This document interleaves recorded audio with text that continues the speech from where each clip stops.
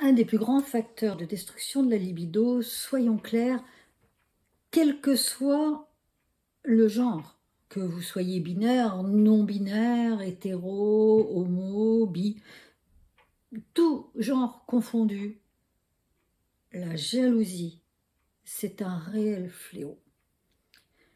Tout d'abord, le jaloux souffre. Il souffre parce qu'il vit dans la peur de perdre l'autre.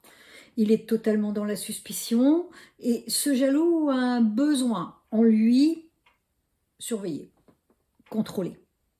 Il va poser des tas de questions. Il va être sans cesse à être suspicieux, à remettre en question le comportement de l'autre, à lui dire qu'il ment. C'est un enfer, mais c'est l'enfer pour le conjoint. J'ai vu des conjoints marcher en regardant les pieds, refuser même d'aller acheter le pain, d'aller faire une course au supermarché, de peur d'avoir une scène en rentrant à la maison. Il est évident qu'avec une telle pression, la libido ne peut pas s'exprimer.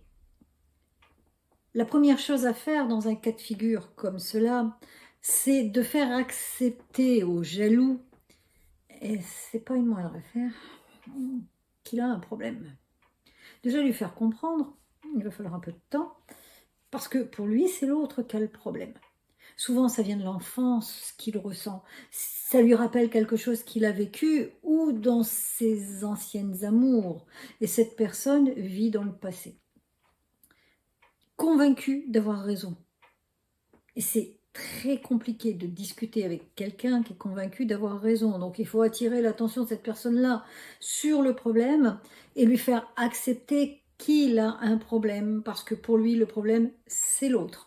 Donc, si vous êtes dans ce cas de figure, si vous avez dans votre entourage quelqu'un qui est dans ce cas de figure, venez me voir.